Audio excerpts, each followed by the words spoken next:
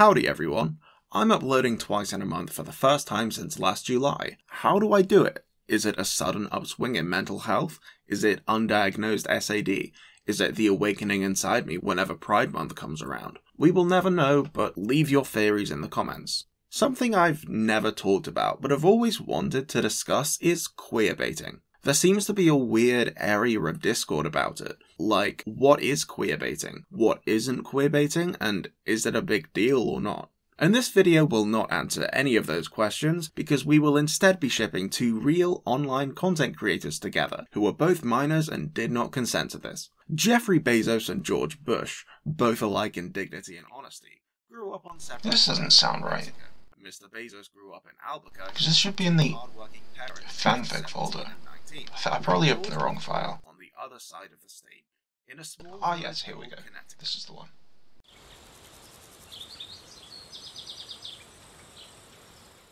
Queerbaiting has never been particularly easy to discuss because it's got a reputation, as most bad things tend to have, of being bad. Being accused of queerbaiting is seen to be a damning indictment on someone's personality and moral character, and anyone who does it is seen as the worst person ever and can never be redeemed. And that's not a particularly helpful way of framing anything, not just this. There's a difference between, to use a separate example, saying, "Hey, can you stop this please? It hurts when you say these slurs," and "You are homophobic and racist and I think you are completely irredeemable." Anyone who refuses to differentiate between the two, whether they're being accused or doing the accusing themselves, is actively poisoning the discourse. Sometimes nuance is good. But as the name suggests, queerbaiting, in the most distilled specific meaning of the word, is when you imply that you or a character are queer in some way to bait people into thinking that you or that character are either secretly queer or about to come out as queer, without actually coming out or actually being queer. This is often done for some number of reasons. For better or for worse, people will use their real human eyeballs to watch coming out stories. YouTube means you can earn money from those eyeballs.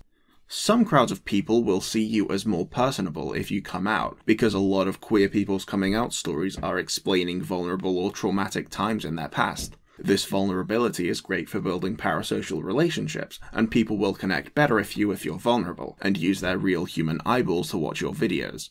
Sometimes things that were originally very embedded into gay culture and subtle ways of representing yourself as a member of the community will accidentally appeal to non-gay people. They will get really popular outside of gay circles, and these subtle ways of identifying a fellow queer person, which are vital for other queer folks, will accidentally be used by an unsuspecting cissexual.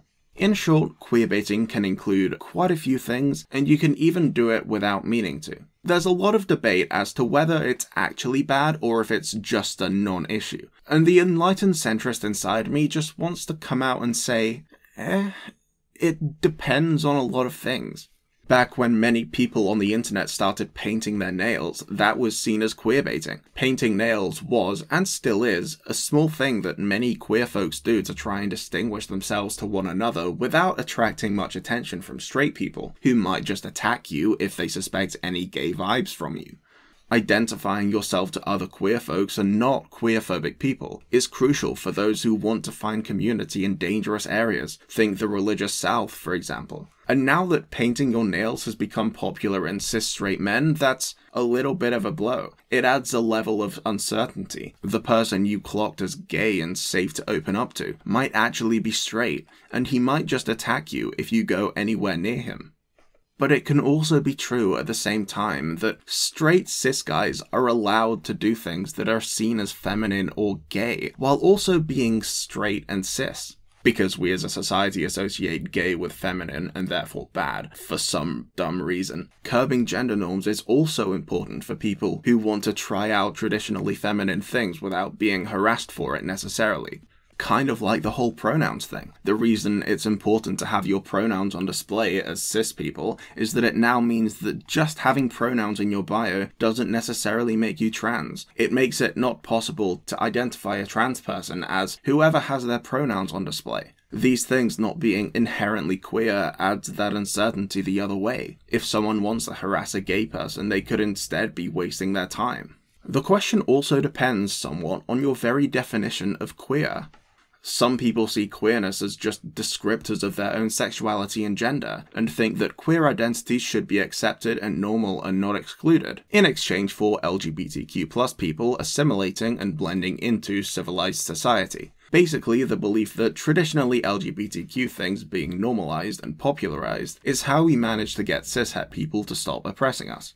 But some folks, like myself, also believe that being queer is more than that as long as that social contract exists, there will always be people who will be excluded from it. Whether that's the patriarchy, white supremacy, capitalism, the police, which came to existence and fruition during the heyday of the white supremacist capitalist patriarchy, or any violent and oppressive force that isn't characterized anti-Semitically. And queerness is arguably meant to be not just an advocate for those who are outside, but the removal of the very existence of that divide as a whole. So things like men painting their nails being normalized is kind of missing the point, which is that normalizing things that otherwise go against that social contract doesn't quite advance queer liberation as much as it might seem like at first glance. It's only making the goalposts bigger. Again, this isn't to say that if you're straight and you've painted your nails in your life, then you're a bad person and going to double hell. Just that your actions can be criticized. And criticism doesn't necessarily mean that you're bad, or even that you should stop necessarily. Just that your actions can be held up to scrutiny, regardless of whether they're correct or not.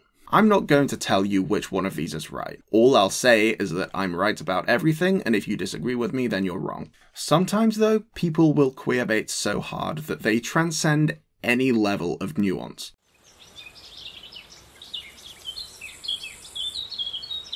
Sebastian Bales is a very weird guy. He made a bunch of pranks back in the day that aren't particularly good, they're also fake, and they also make light of abuse. If you're a member of Curtistown, then you most likely know who this guy is. I was made aware of his return to YouTube earlier this year, and I don't think I've fully recovered. I'm just going to get into it. I owe you guys honesty, and it's finally time that I come out and tell you guys the truth. Part of me just feels so guilty and ashamed. I'm no longer single. I met somebody and honestly in a really happy relationship. I didn't edit this in any way. I don't need to tell you what this is implying, but I will clarify he does not come out as gay throughout the whole video. He follows up this intro, yes, this is just his intro, which he put at the start of the video to try and reel people in, with an advert for TikTok's sister app CapCut, which is perhaps their worst moment in brand awareness since the last bad thing about TikTok. You know what, I'm just going to run down a list of things Sebastian says here that are objectively queerbaiting. Part of me just feels so guilty and ashamed of why I've waited so long to come out and say this. I've never opened up about this, not to my family, nor to my closest friends. I was truly having an identity crisis. It was because of me truly inside. And I've just pushed it away and kept it dormant for so long. I just truly believed I was gonna be alone forever. And I was just so afraid to really show my true self on camera. So throughout this whole 10-month process of figuring out who I am, going through therapy, I've now found my truest and authentic self, but I've actually kind of gotten back into the dating scene. I am no longer single and I'm in a happy relationship. If you'd like to meet who I'm dating, let me know in the comments down below. I am now finally so happy for the first time in my life in so long.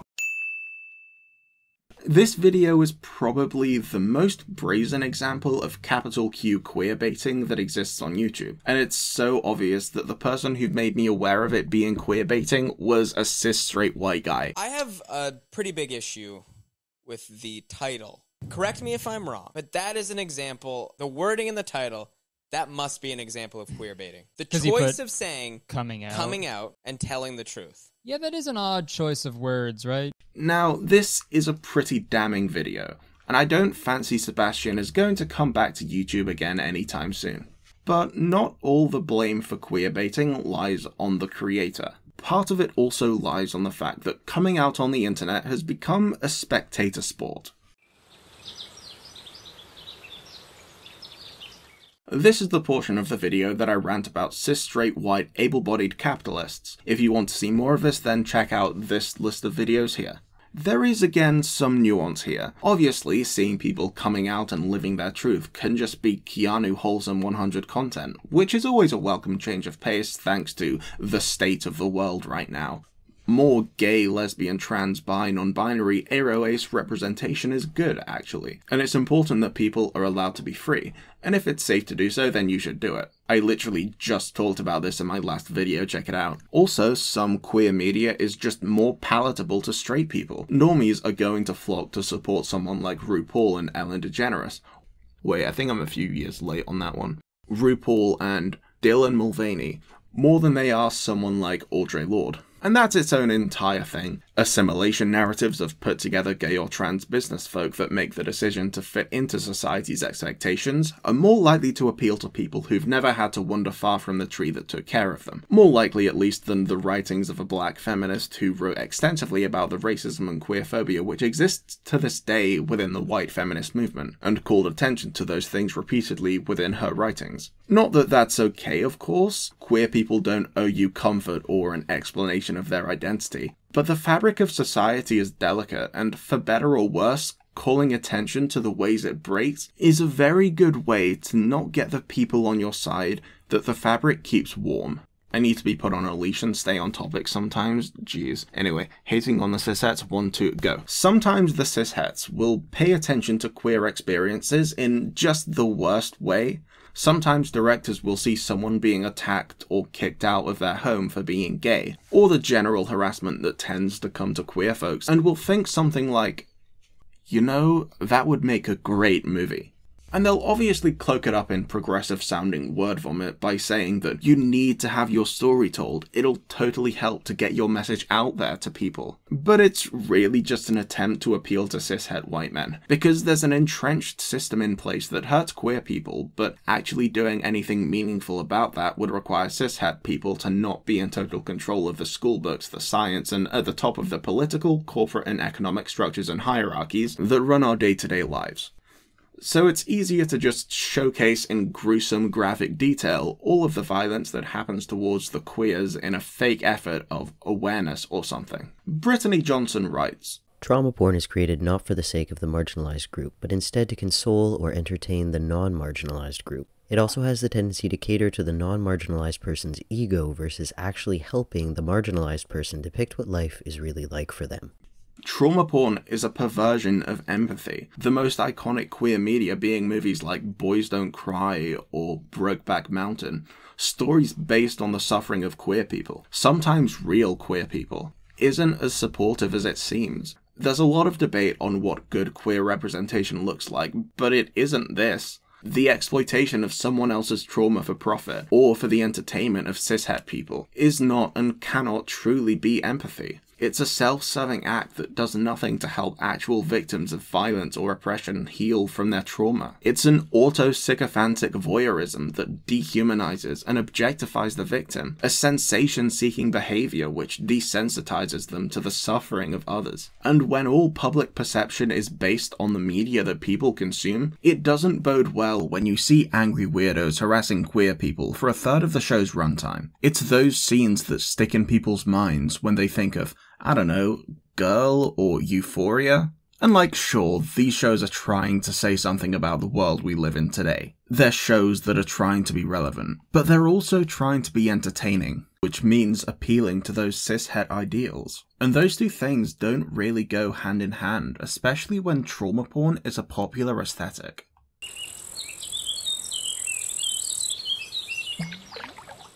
This is the part of the video where I may upset the Dream SMP fanbase, which is a dangerous line to walk. However, I'd like to point out again that criticism doesn't mean that someone is literally the worst person alive and is going to burn in double hell for eternity. It also doesn't even mean that these things are wrong necessarily, just that these things can and should be discussed, and the consequences, faults, and merits of said person and their actions can be interpreted. I'd also like to point to an earlier video of mine defending Dream from this type of thing before to appease your appetites. I'm sorry, and strap in. But yeah, there are some members of the Dream SMP who do some queer-baity things. The ship wars between Sapnap and George Not Found, the whole nail painting thing that we discussed earlier. And the latest thing that's in that ballpark, but not necessarily queer-baiting, is the community-wide usage of the unlabeled label. And there's a lot of discourse about this label, and I don't want to just be cynical, because that's not good content, as engaging as it might be. The unlabeled label is useful and a good thing to normalize in principle, since allowing people to have that level of plausible deniability is, again, good. People deserve to have the space to explore their own sexuality and gender and identity on their own in private, without fear of being punished. Also, there's something here to be mentioned about cis-normativity and heteronormativity, which I also mentioned in my last video, go check that out too. But all that can be true, while at the same time, it's awfully convenient that the Dream SMP are able to garner an audience of overwhelmingly queer teenagers who will relentlessly ship them all with one another, and then they'll flirt with each other on camera, nurturing that parasocial relationship with people who are heavily underrepresented in popular media, and then hide behind that unlabeled label to maintain that plausible deniability, almost like they know that their audience would stop shipping them together if they told everyone that they're actually straight. And sure, a few members who use the term unlabeled have openly come out as some flavour of LGBTQ+. Ranbu, Tubbo, Erit are all openly somewhere on that spectrum, but still describe themselves as unlabeled. It's also important that it's not just LGBTQ+ folks who use the label, because otherwise it just becomes another way of spotting a queer person who doesn't want to be identified. Being unlabeled is also something that's entirely okay to be, whether you're exploring your own identity or not. Even if you are what a lot of people would call straight, your own identity is your own, and you don't owe it to anyone, not even other queer folks. But there are ways that that system can be abused by cishet folks who are using that label to hide under that plausible deniability, to appeal to prospective queer teenagers who would otherwise feel uncomfortable with shipping them. And while I'm not accusing any of the members of the Dream SMP of being straight and queerbaiting using the unlabeled label, I'm just saying it would be impossible to find out without them coming out and saying it. All this sounds a bit conspiratorial, doesn't it? I'm not trying to sound conspiratorial, but it's not as big of a leap as it sounds, I promise. And queerbaiting doesn't even have to be something motivated by exploitation. It doesn't even have to be intentional. If you're in that position, you can easily just stumble upon the position that it keeps an audience watching your content and it doesn't necessarily harm anyone. It's just the fantasies of a few people in your community, so it's fine. And honestly, that's a somewhat reasonable position to hold. It's a bit misguided, there's definitely some harm that comes from it from unintuitive places, but it's not exactly the end of the world. There's definitely worse things you can do anyway.